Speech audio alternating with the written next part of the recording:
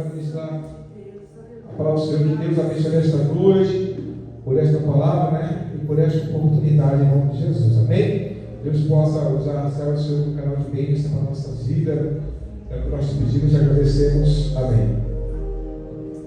Glória a Deus. Salve a igreja na paz do Senhor. Amém? Pode se assentar. Diante dessa oração, nós cremos no agir de Deus, nas promessas. Abra sua Bíblia em Atos dos Apóstolos. De Atos, capítulo 4.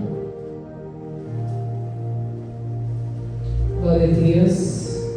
Nós estamos lá na sede trabalhando o tema revestidos, né? E a gente vai trazer também para cá. Deus permitindo a gente vir pregar, né? Vamos fazer esse mesmo tema, né? Revestidos, porque a igreja precisa se revestir, amados. Precisamos nos revestir de poder, de força, de luz, de fé, né? De sabedoria. E é um tema muito propício aos dias que nós estamos vivendo, né? Dias de muito ataque espiritual, muitas informações. Então nós temos que revestir a nossa mente e a nossa alma, amém? Atos 4, verso 23. Atos dos Apóstolos, do 23 ao 31, nós vamos ler. Capítulo 4. Que diz assim: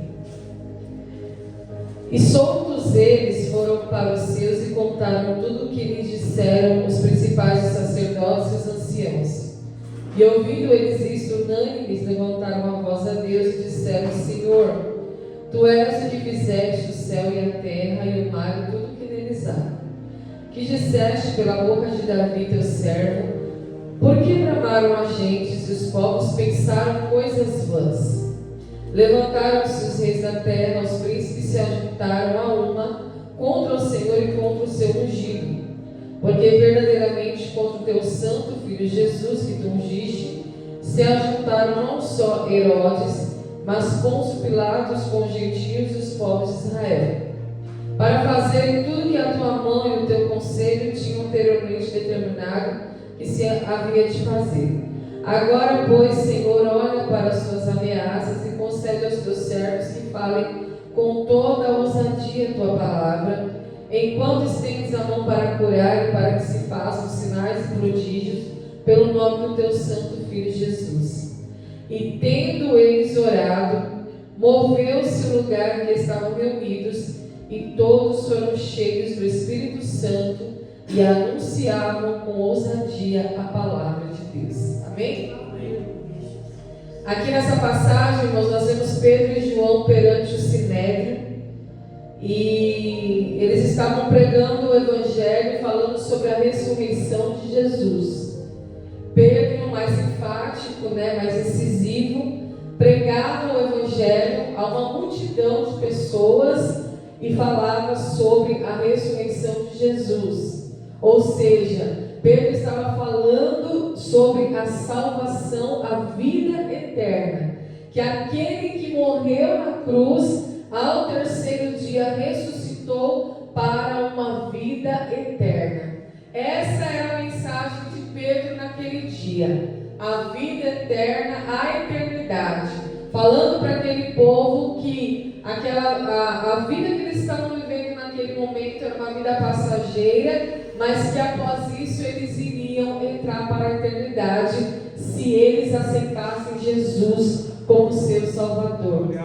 Enquanto Pedro está pregando a palavra da ressurreição, o contexto vai nos dizer, irmãos, que os doutores da lei, os mestres da lei, os príncipes de Israel não suportavam aquela mensagem. Por quê? Porque eles não haviam aceitado Jesus como o Messias, o Filho de Deus, aquele que haveria de vir para resgatar o mundo e principalmente os judeus. E a palavra do Senhor diz o quê? Que Jesus declarou: eu vim para os meus, mas eles não me quiseram, Jesus ele veio para os seus, para aqueles que foram escolhidos pelo Pai, para o povo judeu, mas o povo judeu não quiseram. Então Jesus cumpriu a sua missão e agora a fé se volta aos gentios, né? A fé se volta àqueles que não foi o povo escolhido no começo, mas que foram adotados depois pela pregação da palavra de Deus. Então nós vemos aqui, irmãos, que Pedro está pregando, João está pregando, a ponto de todos que ouviram aquela palavra creram. As pessoas criam na pregação. As pessoas começaram a crer na ressurreição. E ao ponto de chegar o número daqueles homens que creram a quase 5.000 pessoas. Quase 5.000 pessoas aceitaram Jesus naquela pregação, se renderam a Cristo, abriram mão da sua vida, dos seus costumes, dos seus hábitos, para viver uma nova vida com Jesus. Mas isso estava incomodando os mestres da lei, estava incomodando aqueles sacerdotes, porque a fama de Pedro e de João crescia, porque eles falavam de Jesus. Consequentemente, a fama de Jesus crescia. Jesus já não estava mais entre eles, mas os discípulos estavam cumprindo o seu papel de pregar o Evangelho e trazer salvação àquele povo. Aí eles tiveram uma ideia, falaram assim: vamos prender os dois, que assim eles presos eles ficavam, né? E lançaram os dois no cárcere. Por quê? Porque eles estavam pregando o Evangelho, porque eles estavam trazendo uma mensagem de ressurreição, algo que eles não conseguiam aceitar. Tanto é que eles chegaram a cogitar que Jesus não tinha sido ressuscitado, ressurreto, mas que haviam roubado o seu corpo, escondido o seu corpo em algum lugar. Então eles queriam de todo jeito que essa notícia fosse abafada, né? Que eles não tivessem mais condições de espalhar a boa nova, de espalhar a boa notícia. Mas nem a prisão segurou Pedro e João. Já era tarde da noite, a Bíblia diz que eles pegaram os dois, encerraram eles na prisão até o dia seguinte, pois já era tarde. Mas eles não podiam conter aqueles dois na prisão, porque a multidão que procurava eles era muito grande. E eles tinham medo da multidão. Eles tinham medo do que a multidão pudesse fazer com eles. Eles tinham medo de dar um mau testemunho, entre aspas, perante a multidão, porque eles tinham que manter uma postura religiosa, né? Eles tinham que manter aquela capa religiosa. Eles tinham que, pelo menos, manter uma aparência de que eles praticavam os mandamentos de Deus. Então eles não podiam fazer muita coisa. Eles só conseguiram prender Pedro e João da noite para o dia, mas no dia seguinte foi obrigado a soltar eles, porque grande era a multidão que os seguiam. E a multidão seguia para ouvir mais. A multidão seguia porque queria ouvir mais sobre essa boa nova, sobre essa boa notícia. Eles queriam ter entendimento do que era a ressurreição. E a evidência da ressurreição eram os milagres que aconteciam. Porque quando Pedro e João, os discípulos, abriam a boca para pregar, para falar sobre Jesus, um enfermo era curado, um cego passava a ver, o aleijado era curado, se colocava de pé e começava a andar, porque eles estavam cheios do Espírito Santo. Então a palavra saía da boca deles e era uma palavra de cura, porque a ressurreição faz isso, ela traz uma nova vida, uma nova perspectiva, uma nova visão. Então eles não podiam ficar presos, porque a multidão vinha atrás deles e trazia os coxos, os aleijados, os doentes, para que fossem curados. Então o livro de Atos dos Apóstolos vai falar de muito milagre, porque o próprio Jesus deixou para eles essa promessa: olha, vocês vão após mim e vocês vão fazer obras maiores ainda do que as que eu mesmo fiz. O próprio Jesus declarou isso para os discípulos. Então, no dia seguinte, Eles se reuniram em Jerusalém. A Bíblia diz que eles fizeram uma reunião, os anciãos, os principais, os escribas, o sumo sacerdote, todos que eram da linhagem do sumo sacerdote, todos os judeus se reuniram. E antes de soltar Pedro e João, eles estavam ali impactados com tantos milagres e com tantas pessoas se rendendo àquela novidade de vida. E aí eles perguntaram: em que nome? Em nome de quem vocês fizeram tudo isso? Porque naquele momento eles haviam curado um aleijado, um homem já com mais de 40 anos. E o que valia muito naquele tempo era a palavra do homem, né? O testemunho valia muito. Então um homem com mais de 40 anos não era um jovem qualquer, era um homem maduro, na qual, quando ele falava, as pessoas davam crédito àquela palavra por conta dele já ser um homem maduro. Então eles olham para Pedro e João e falam: olha, em poder ou em nome de quem vocês fazem tantos milagres, vocês operam essas maravilhas? E aí Pedro responde: em nome daquele que vocês crucificaram, em nome daquele que vocês mesmos lançaram no madeiro. Ele responde, aí ele fala assim: olha, vocês estão nos interrogando acerca de um homem enfermo e que foi completamente curado. Mas eu digo a vocês, é em nome de Jesus Cristo Nazareno, aquele mesmo que vocês crucificaram, mas que Deus ressuscitou ao terceiro dia.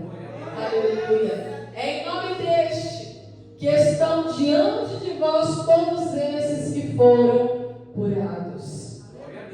Aí vai falar: sabe aquela pedra angular que vocês rejeitaram?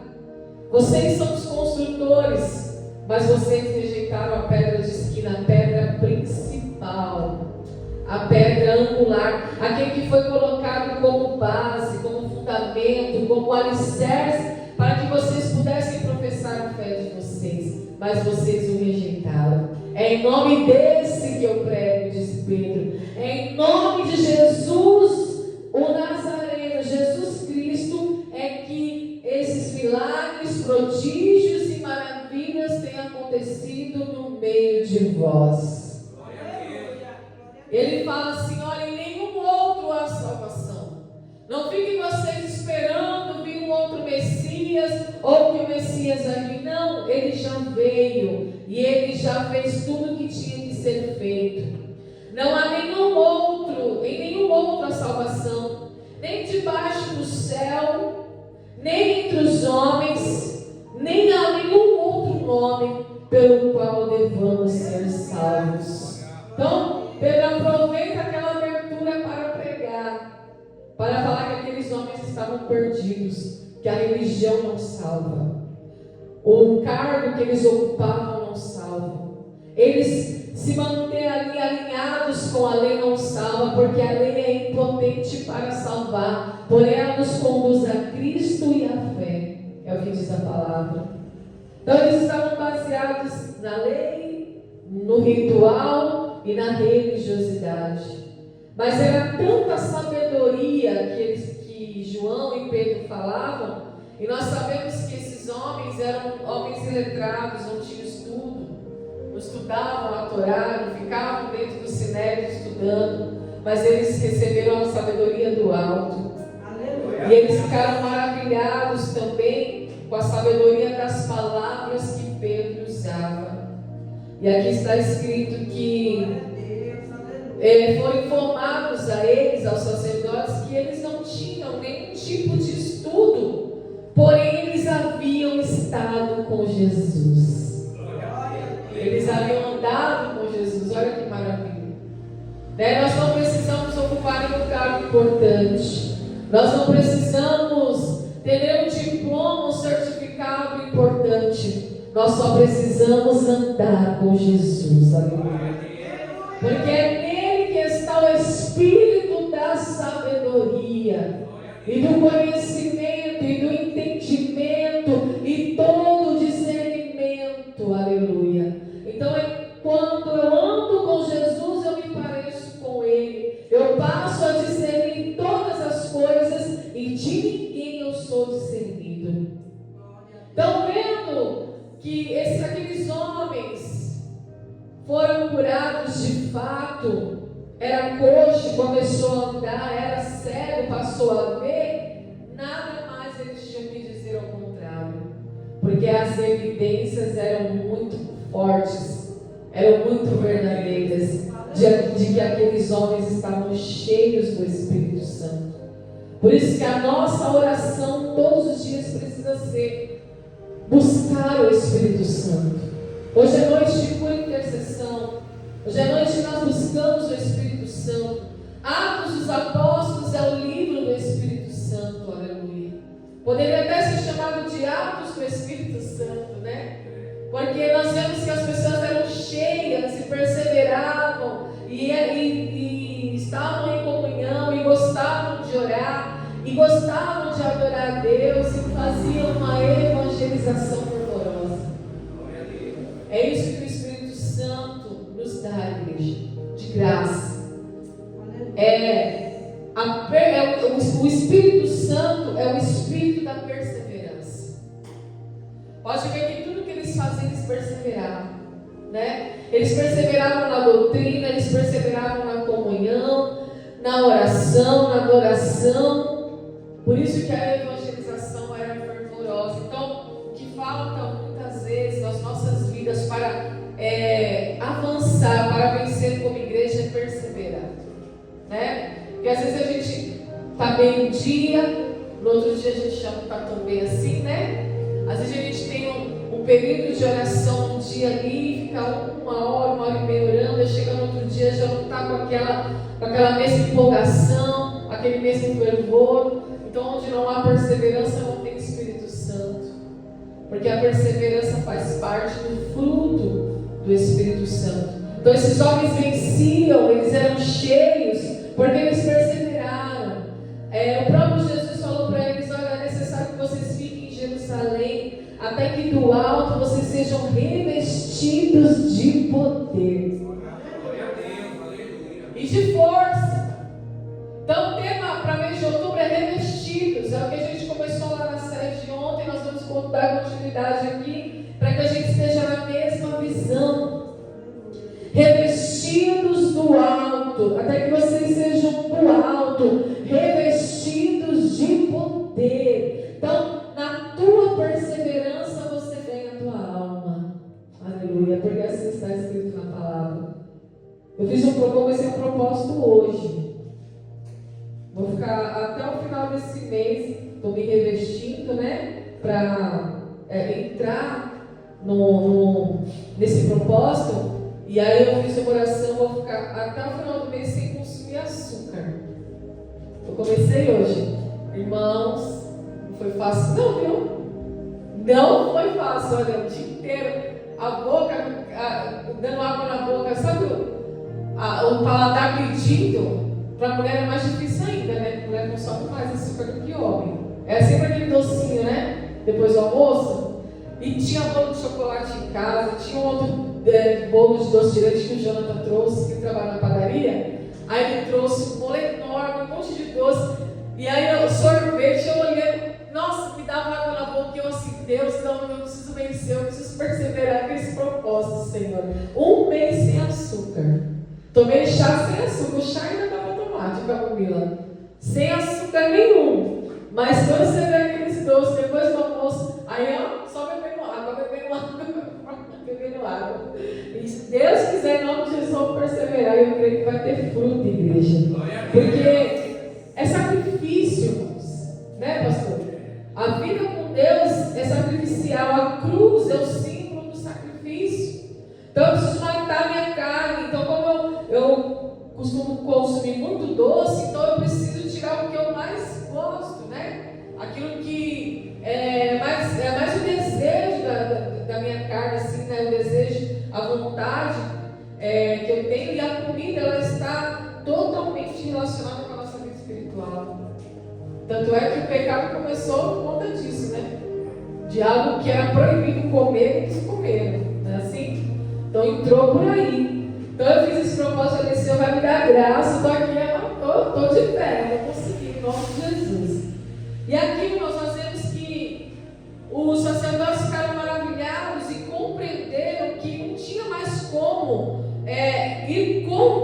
aquilo que aqueles homens estavam fazendo. Então eles mandaram eles para fora do sinédrio, do conselho. Eles fizeram uma reunião e pensaram assim: o que vamos fazer a estes homens? Não podemos segurar eles na prisão, porque a multidão é grande. Então vamos ameaçar eles, porque eles eram autoridades sobre Jerusalém. Eles podiam ameaçar. Então eles começaram a ameaçar e falaram assim: olha, vocês estão proibidos de falar desse nome.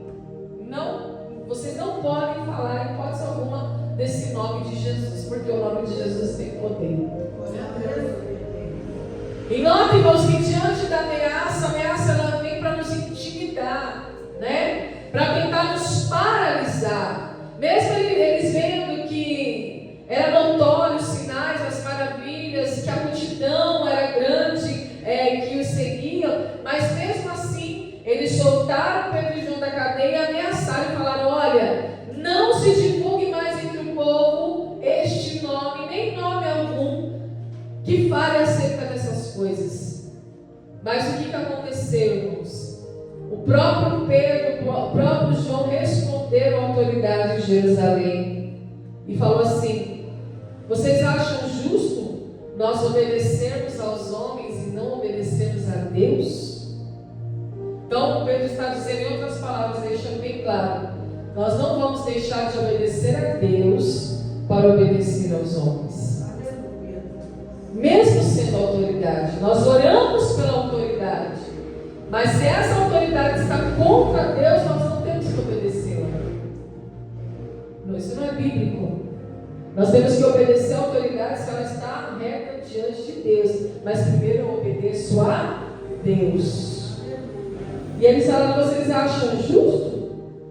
Aí eles ameaçaram mais e mais, e mais ameaça vinha. Mas eles não acharam motivo para os castigar, porque a multidão seguia eles e todos glorificavam a Deus.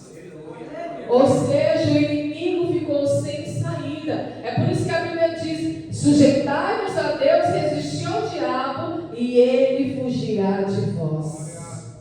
Quando eu me sujeito a Deus, eu resisto ao diabo. Eu não deixo com que ele venha me intimidar, mas eu crio uma resistência diante da intimidação e da ameaça. O próprio Senhor faz com que o inimigo bate em retirada. Porque a Bíblia diz que as portas do inferno não prevalecerão contra a igreja do Senhor. Aleluia. E aí, eles não tinham mais o que fazer, todos glorificavam a Deus. Esse homem de mais de 40 anos havia sido curado e eles foram soltos. A ameaça teve que deixar eles. Mas no momento em que eles foram soltos, unanimemente, igreja, eles começaram a declarar os feitos e as maravilhas do Senhor.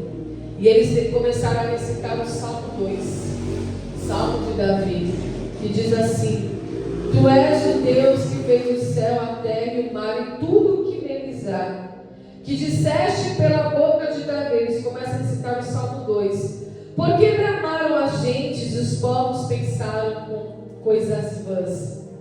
Está falando assim: por que as pessoas pensam coisas vãs de Deus?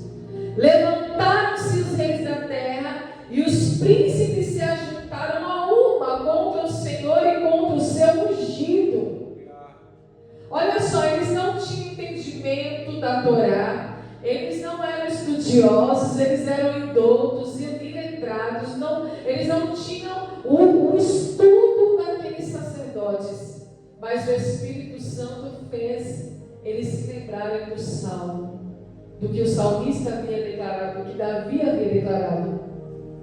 Por que os reis da terra, os príncipes se ajuntam contra o Senhor Deus e contra o seu ungido, que é Jesus?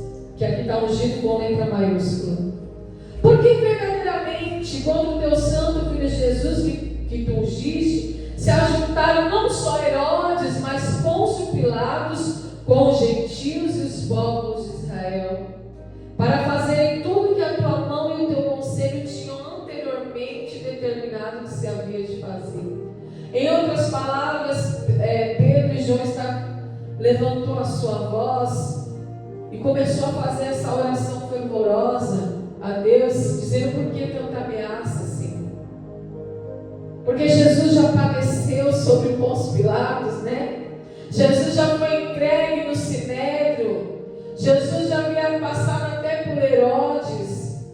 Jesus nem está mais aqui fisicamente, ainda continua sofrendo ameaça. Olha só que interessante, irmãos. Porque nós somos discípulos. E quando as pessoas nos perseguem, não é nós que estão perseguindo, é Jesus. É Jesus que o mundo odeia. O mundo odeia Jesus. As autoridades, os reis da terra, os principais da terra, aqueles que têm muito poder aquisitivo, vai falar de Jesus para eles. Você vai ser perseguido, vai ser ameaçado. Não é? Então não é nós que o mundo odeia, é a Cristo.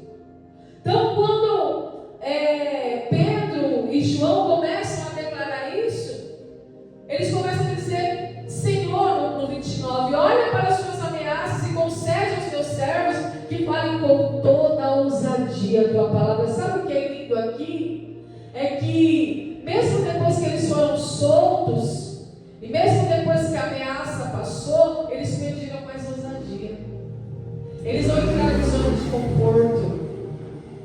Eles não se contentaram somente em ter sido livres pelos sacerdotes, pelos judeus, mas eles queriam mais de Deus. Mais de Deus. Porque quanto mais eu tenho de Deus, mais de Deus eu quero ter. Porque Deus é um tesouro, igreja. Deus, a palavra do Senhor diz que nele há plenitude em todas as coisas. Então o que é lindo é que eles não se contentam só com aquela vitória. Eles querem mais de Deus. Mais ousadia, mais fervor, mais poder e mais força. Ó. Esse Deus é tremendo. Aleluia. Olha só. Olha para essas ameaças, Senhor, e concede a nós mais ousadia a tua palavra. Enquanto eles estendiam as mãos para curar e para que se faziam sinais e prodígios pelo nome do teu santo Filho Jesus. Sabe o que isso significa? Quanto mais ameaça, mais poder. Quanto mais perseguição, mais virtude do Espírito. Quanto mais se levantarem contra a tua vida, mais poder e força o Senhor te dá para permanecer curando, libertando, promovendo sinais, prodígios e maravilhas pelo nome do Santo Filho Jesus. Essa é a visão do crente. A ameaça não te paralisa, a perseguição não te paralisa, pelo contrário, ela te aviva para que você busque mais poder de Deus. E olha que tremendo no 31, e tendo eles orado, moveu-se o lugar em que estavam reunidos. Olha só, o lugar se moveu com aquela oração. O que significa a resposta de Deus? Deus ouviu a oração e agiu. Deus desceu com poder sobre eles, revestindo eles do alto da cabeça até a planta dos pés de força e de poder. Porque a ameaça, a intimidação, ela vem com o intuito de te enfraquecer na fé. Mas eles foram revestidos de força. Glória a Deus. Moveu-se o lugar em que estavam reunidos, e todos aqueles que estavam reunidos naquele lugar, eram mais de 5.000 pessoas, entre os discípulos e os que haviam crido e sido curados. Todos foram cheios do Espírito Santo e anunciavam com ousadia a palavra de Deus. Ser ousado, ser intrépido, ser revestido de poder. Essa é a igreja que alcança milagres, prodígios e maravilhas quando persevera, quando crê verdadeiramente num Deus que nos protege, igreja, que nos livra, que nos reveste diante das ameaças. Eram homens poderosos, homens de autoridade. mas eles não temiam o homem. Porque a Bíblia diz, irmãos, que quem teme a Deus não teme o homem. Aleluia. Eu só basta temer a Deus, se eu temo a Deus, se eu estou diante da face de Deus reto e íntegro, eu não temo as ameaças. Deus é a minha luz e a minha salvação. O que temerei? O que pode me fazer o homem? Só pode ameaçar, e não vai passar da ameaça, né? Não passa porque não consegue chegar, não tem brecha, está revestido.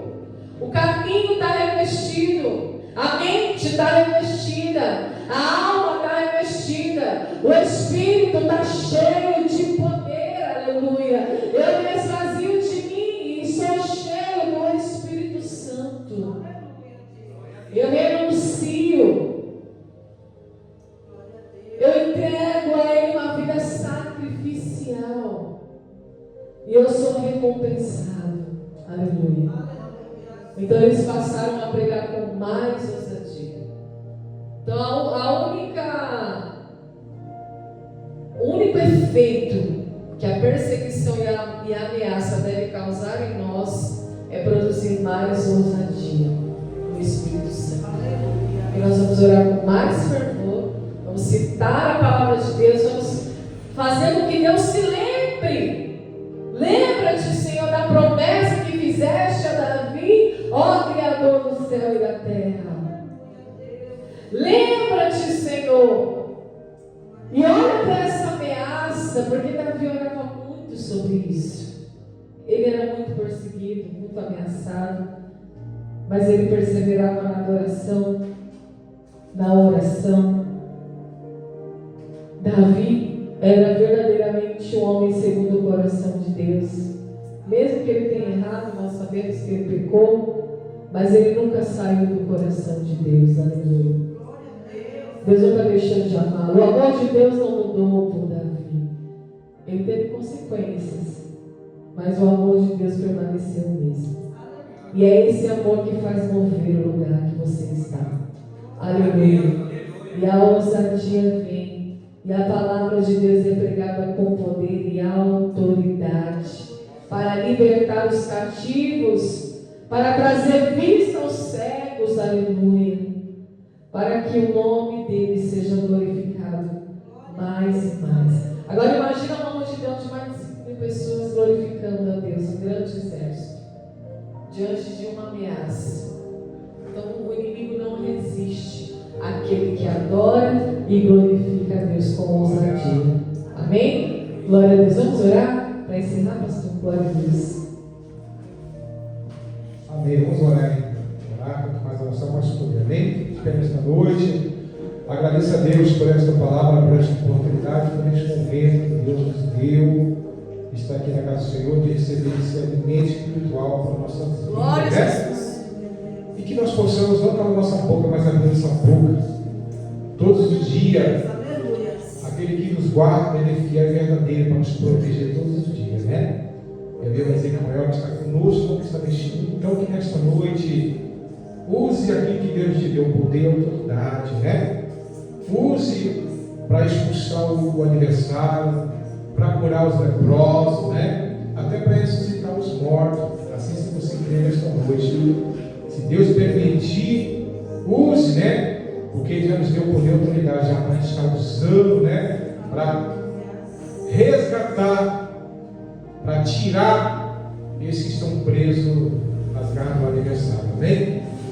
Pai, nesta noite mais uma vez, Deus, nós queremos te louvar, nós queremos agradecer o teu nome, Deus, por esta mensagem, Deus, mensagem de poder, mensagem de autoridade, Deus, mensagem que nos faz saber, Deus, quem somos nós diante do Senhor, servo do Senhor, Deus. Mas também, Pai, nos faz também dizer quem somos nós diante do nosso adversário, Deus, mais que vencedor, Deus. Que nesta noite, Deus, através desta mensagem, a tua igreja se fortaleça, a tua igreja, Deus, abre os ouvidos espirituais, os olhos espirituais, ó Pai. Que a tua igreja nesta noite entenda, Deus, que aquele que nos chamou, Ele é fiel e verdadeiro, Deus, para cumprir a missão, Deus. Para cumprir, Deus, o propósito, vida, Deus, sobre este mundo, Deus. E nesta noite, Deus, eu quero te pedir mais uma vez por esse ministério, Deus, pelo Ministério Sede, Pai, congregação aqui do São Nascente, Pai, a congregação ali da Paraíba, ali, Deus, e outras congregações, Deus, que nós iremos abrir, Deus. Abençoe nesta noite, Pai, o nosso pastor Exígio, Pai, os obreiros da casa, Senhor, os levitas da tua casa, Pai, e que nós possamos nesta noite, ó Pai, não calar nossa boca, Deus, diante do aniversário, ó Pai, mas abrir nossa boca, Deus, de profetizar e declarar. Senhor, nesta noite, Pai, coloca a palavra nas nossas bocas, coloca a palavra, Pai, na nossa mente, no nosso coração, e que nós possamos cada dia mais e mais ser luz para esta terra, Deus. Pai, que nesta noite, Pai, nos despedimos aqui, Senhor, mas o culto ainda continua dentro de nós.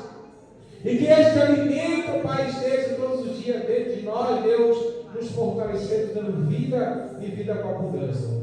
Senhor, mais uma vez, Deus, eu apresento a tua igreja nesta noite, ó Pai.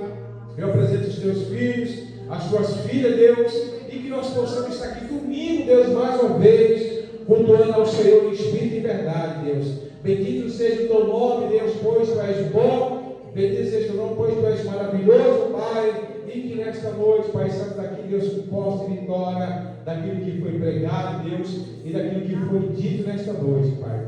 Louvado seja o teu nome, Deus, abençoe o meu morador da esquerda, da direita, na frente e de trás, ó Pai. Abençoe aqueles que não são crentes, ó Pai. Abençoe nossos vizinhos, nossos parentes, Deus, e que nós possamos nesta noite, Deus, ser, Pai, exemplo de vida, Deus, para esta mulher, Deus, e que nós possamos ser testemunho vivo, Deus, aonde a gente passar. É o que nós te pedimos e agradecemos no nome de Jesus. Amém, igreja? Que a graça do nosso Senhor Jesus Cristo, o grande amor de Deus, a comunhão do Espírito Santo de Deus, não somente hoje, mas por toda a eternidade, e que você diga nesta noite: amém! Deus te abençoe em nome de Jesus.